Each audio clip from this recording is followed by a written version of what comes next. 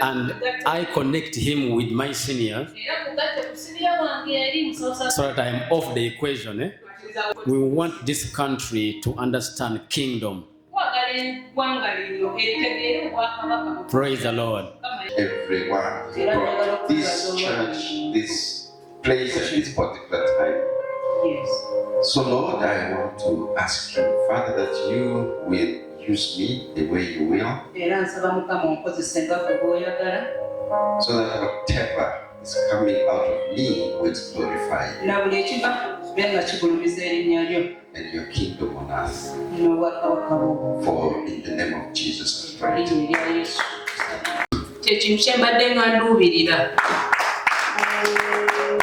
And I want to honor my good friend and brother, Pastor Richard Kim Muwanguzi. I met him exactly the way he described. And we clicked from the first day we met. Thanks to Charles Gordon, my good friend from the USA. Like he said, I met Gordon in, I think that was 2009 thereabouts. I was a speaker at a very big conference in South Africa called the Rebirth of Africa. And I was also being awarded the prize for my stance on integrity issues. You know, when the whole continent is honoring you, it's something not.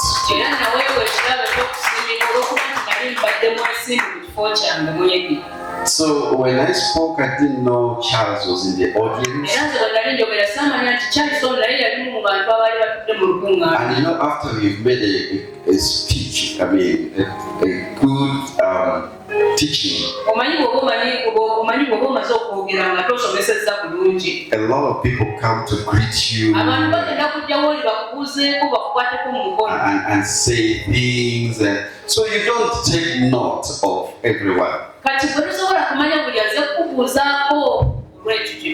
And you actually don't know, you don't know how you have impacted the people.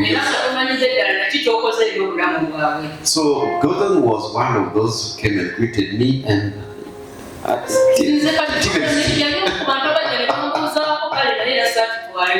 little did I know that I really spoke to his heart and impacted him. And he had always looked for opportunity to meet me. So that is how he made sure that through Pastor Kim we met. And I really honor Pastor Kim. I remember the day we met, the guy gave me something which nobody should do.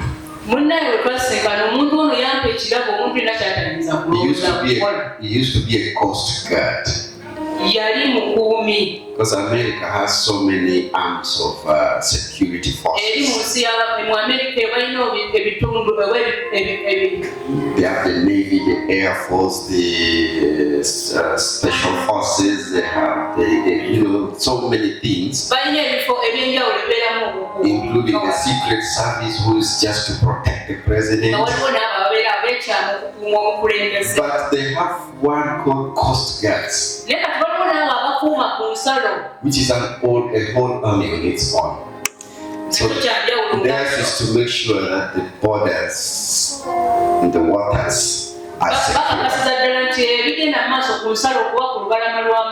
So what he was given as a badge of honor to see him off when he was retired is what he gave to me.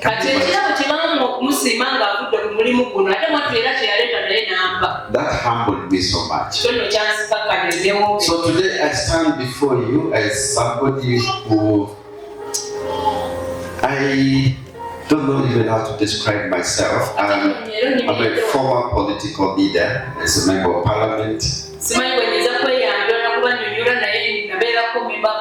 I've also been a continental leader in the area of students.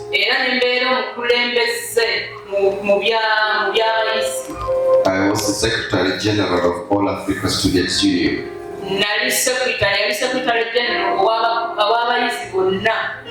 And the headquarters is in Ghana, West Africa. I served there for 5 years. And to me, all these were not accidents. These were things that were orchestrated by God. By first giving me so many divine encounters as a young person, in fact as a child.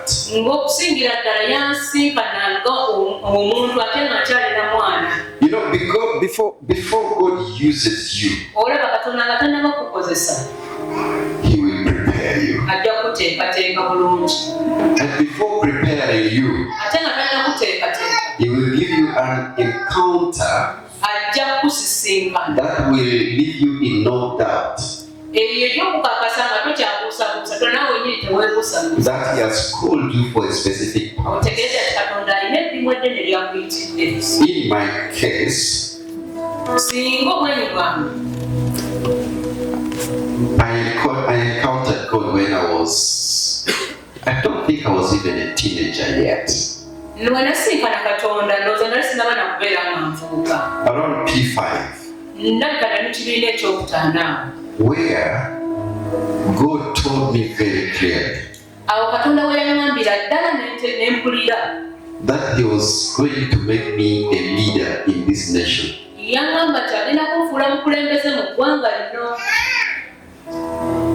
To a young mind, it didn't really make sense. And He said, I am going to take you up to Makerere University. That was a time when the only university in Uganda was called Makerere. So when they're even saying you're going up to university, they say you're going up to Makerere.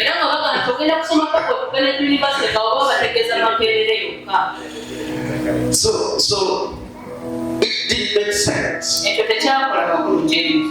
And God specifically told me that I was going to be a member of parliament. I don't know who's in P5 now if I told them. I don't see anybody young enough to be P5. But that was what happened for me. The year was 1981. Some of you were not yet born. Pastor, what can you say? 9 years to come. You know. So thereafter, because of what God spoke in my life, but even before that, I think because of the life that I had led, I started loving God so much. As a very young child of about I was in P3, 4. Nobody told me. But I would get up very early in the morning on Sunday, an Anglican, and run to church very early. I would sweep the church, clean the church and the chairs, and then arrange them. I could have been ill president if I wanted, but I refused. Then I finished. And out of nowhere, I did campaign for it. I was not even anywhere there. I had gone back to teach in Komboni College, where I was a student teacher and a teacher. And I was now looking for a new job because what I did from Makerere was I could do some other things. So I looked for a job. And when now they wanted my real transcript, because what they gave me was provisional from Makerere. Friends, this is where I saw the good rules in the affairs of men. So I come to Makerere for my transcript. And I bumped into the guild president. I think he comes from somewhere not too far away. Isa Tanegola. He became a district chairman of Panisa or something. So I bumped into him. He was going for his lecture. The moment he saw me, the guy started screaming like he was crazy. I said, what is the problem? He even gave up the idea of going for lectures. He went back to his room and then he declared to me that, you know, while you were away, a position fell vacant.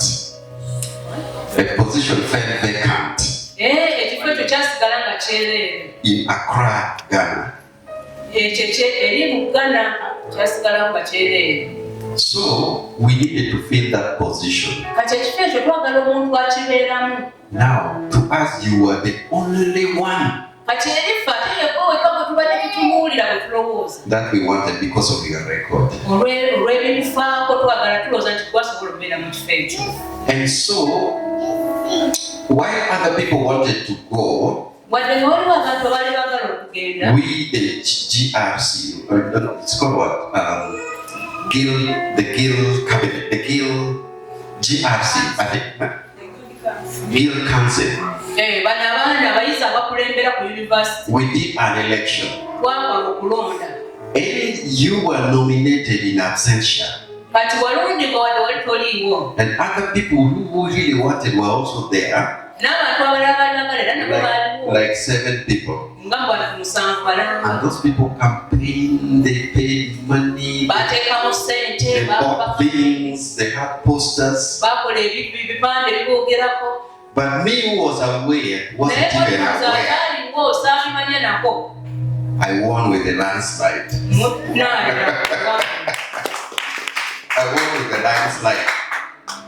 Now the challenge was how to get Benson Obua-Ogwal. Because those days there were no phones. They didn't know where I was.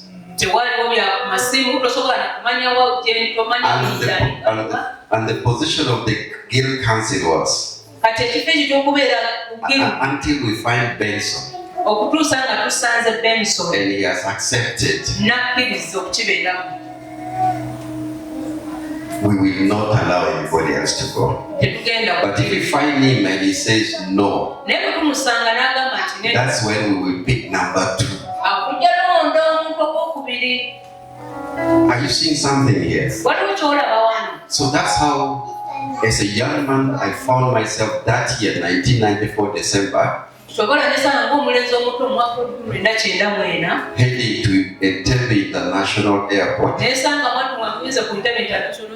where I hadn't even been to see of anybody. I didn't know Entebbe. So I went to Ghana for 5 years and served in that position. Now, the good element in this is this: that when I was just fellowshipping at the university, loving God,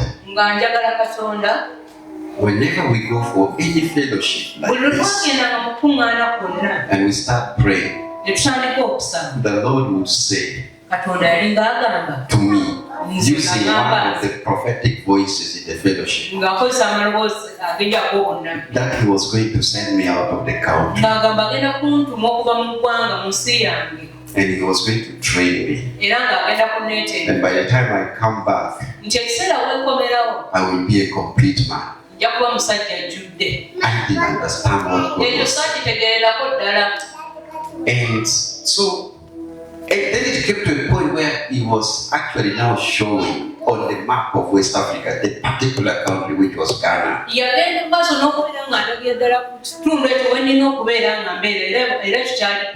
God rules in the affairs of men. Yes.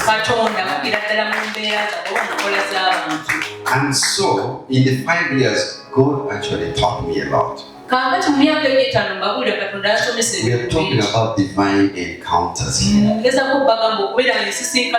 Of course, times were tough. You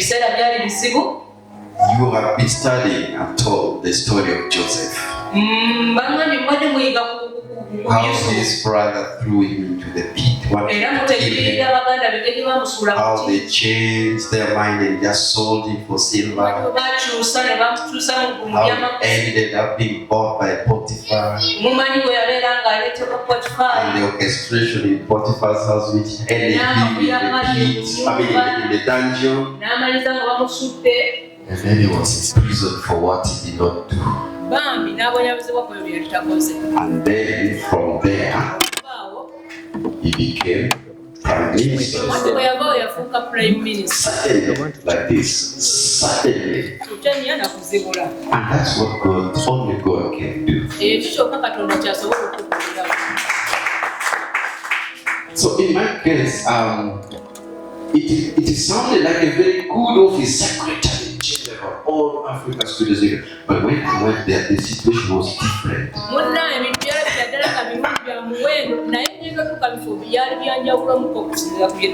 I found that the situation was such that there was no money in the office. Because of some financial impropriety by the former leaders, they had stopped giving us subvention from the government of Ghana. That was the main source of income. So we are in a situation where there's no salary for staff, even yourself. You have a nice mansion with the car parked, but you don't have fuel to fuel it to move. It became like, wow. So, God will test your dream.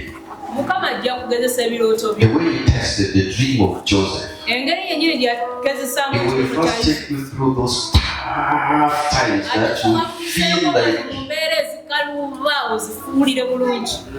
giving up. And if you're not careful, you can give up 5 minutes before your farewell calls.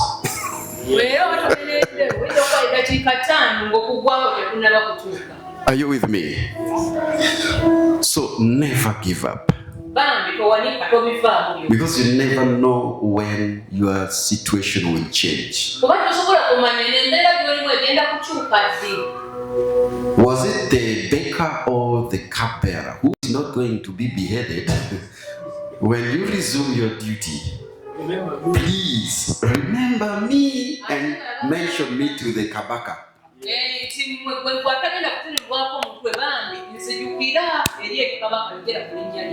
But the man forgot. This is not an isolated story. There are many others, even in the Bible. Who remembers Mordecai, the uncle of Esther? He had also done great things. And the king and the people who archives the king's records, it was buried somewhere until God gave the king a sleepless night. So he got up and stood and was pacing around, and then in his boredom, he asked his courtiers, "Can you start reading for me some things from the archives?" That is when the story of Mordecai was read to him. The good that he did that saved the king's life. Or was it the king's father's life? One of the two. And then he asked, Now that man, stop there. That man who did that great thing, what was done to reward him? Then they said nothing. No. This is a big joke. Can you get the man? And so they got the man, and the man who was nothing was suddenly elevated. Just like that. God can do that to you, my friend. No matter your situation, God does not forget his own. This happened to a very close friend of mine. We were together in the 8th Parliament. A good man. We had worked together in an NGO. And we both went to Parliament same time. And then he was made a committee chair. That committee is the committee that oversees things of State House. They call it Presidential Affairs Committee. Now, when he could not make it back to Parliament, I made it back, which another nice story for another time. For him, he did not go back. Look, friends, life after Parliament can be tough. Very tough. Because you were there, big salary, so much honor, allowances, big car, international travels, business class. You know business class. Everything. And then suddenly, overnight, you fail an election and you have nothing, because even what you had saved, you put it back for the election. It's like an investment, you know. And then so this friend of mine was actually in the village somewhere in this region, digging with a hand, not knowing where the next fees for his children was going to come. And then one day he was in the garden. This is his story to me. A phone call came. And then it was from State. We all know the State House number. So the phone came from State House. So is this Honorable so-and-so? Yes. Are you in a place where you can talk to His Excellency the President? Said, yes, sir. Said, okay, the president would like to talk to you, be on standby. They first say that, and then they cut off, and then now the real call comes. And then the president called and said, so, Honorable so-and-so? Yes, sir. How are you? Said, I'm fine. Because you don't know what he wants to say. Said, okay, what are you doing these days? Said, I'm in the village. What are you doing? I am farming. Then the president said, okay, I want to meet you tomorrow. Can you make it? Yes, sir. Yes, sir. Yes, sir. And the following morning, you don't know even what time he woke up. He went to State House.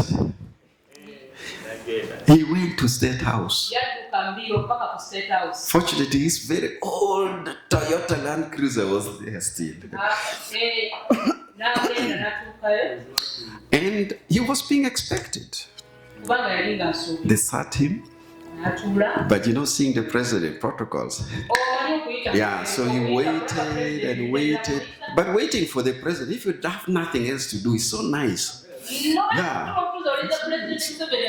Cool, nice, air-conditioned place. And food flows in chains. Tea, anything you want, So he was there waiting, and then it's time to see the president comes. Then he goes to see the president. He was ushered in. This man is clever. He has taught me something. I will also do it one day. Now, in his time, as chairman of Presidential Affairs Committee, he knew all the places where jobs were vacant.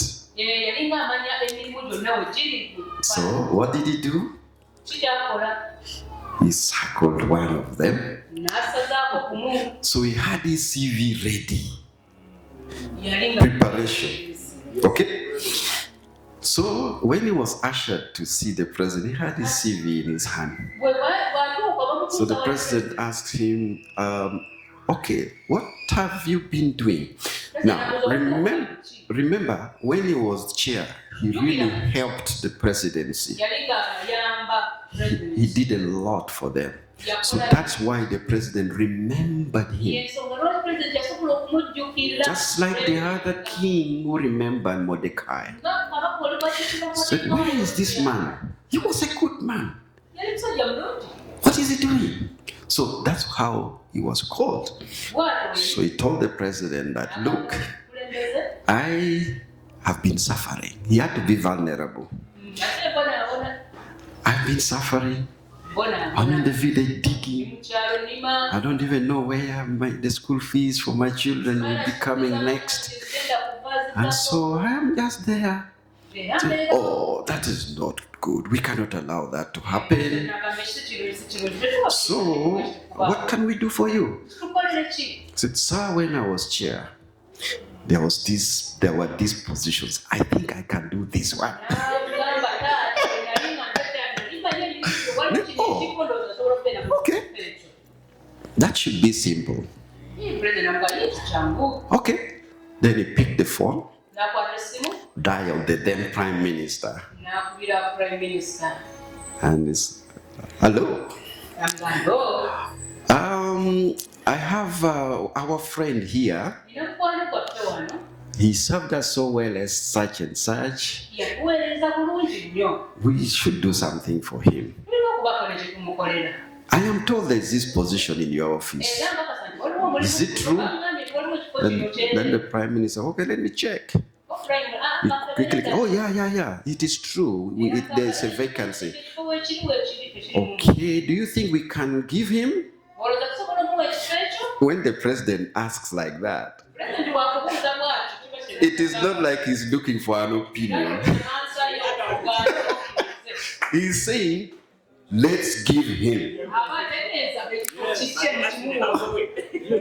Of course, the Prime Minister was like, okay, yeah, the position is there. Yeah, so you send him over to me. So the president told him, okay, you will go and see the Prime Minister. Then he called Proscovia Naluesio. You know that name? Yeah. General. So Naluesio comes. So, okay, now you organize 15 million and give him to help him. If it were you, wouldn't you cry?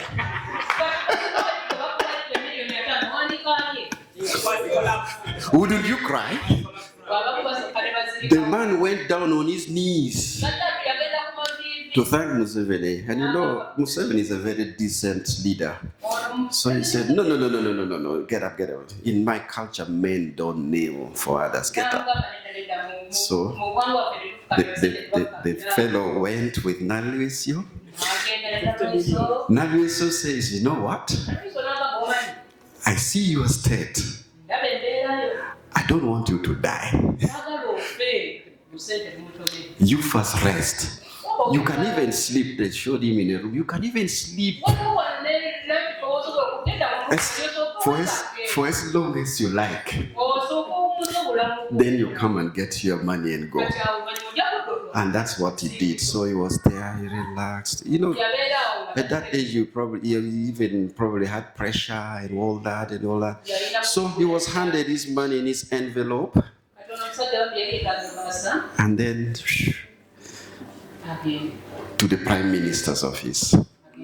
Then the Prime Minister was like, this is a bureaucracy, this is government, we can't just pick you from nowhere and put you there. There has to be procedure. And we have to also be sure that you qualify. So next week we are going to advertise. So look out in the newspaper. When you see it, apply. And then leave the rest to us. And for sure the following week, presidential orders. So it is you who are seated here who will remember vaguely these days. Because what people will be seeing will be something different. To be a sparklingly nice cathedral.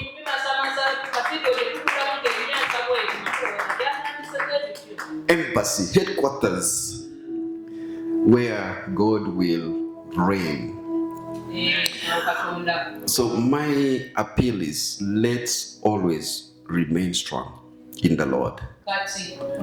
Because God has a lot in store for each and every one of us. Okay?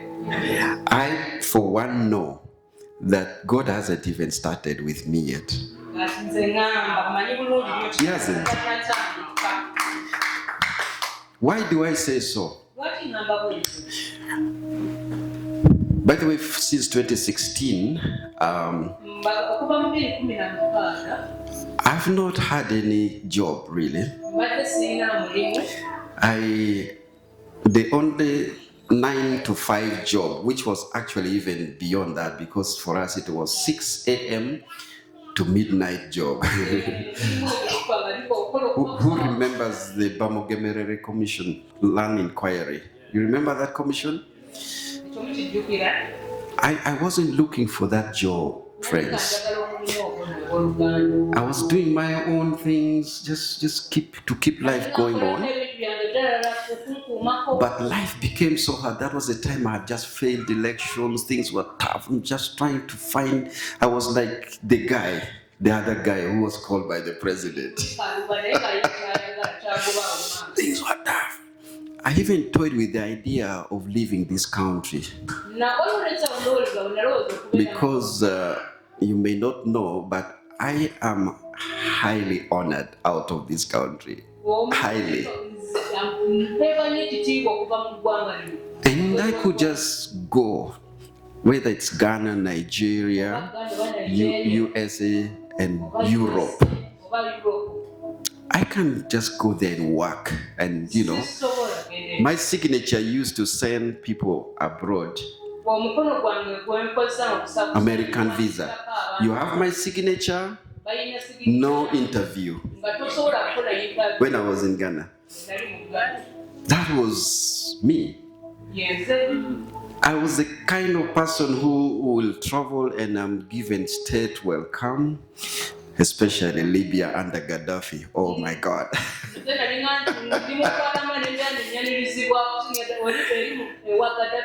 Where I would be given a limousine which was better than the President Museveni's limousine of that time. Brand new with polythene still covering some things. That was me.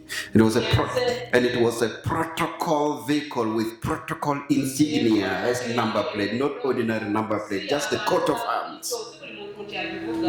That was me. And then I would stay there for a week or two, being shifted from 5-star hotel to another 5-star hotel, and wherever I am, they fly the Uganda flag. And when I'm arriving, people expect a president. Because I will be having, outriders. I would be having like 4 in front. Switzerland, Geneva, in New York itself. I have addressed big conferences around the world. So, and yet I was just a mere 20-something, just fresh from university. Because of that title I told you about. Now, when God is preparing you for big things, like He's doing my brother here, you haven't seen anything yet. Those platforms in South Africa and other places that God is exposing you to, it's just preparation. I've been with Miles Monroe. We were the ones who organized his coming to Uganda to speak at the National Prayer Breakfast. And unfortunately, when he died, it was so sad. Then I was the first Africa-Israel Allies Caucus. Israel Allies Caucus. I was the first president of the Israel Allies Caucus at the Parliament of Uganda.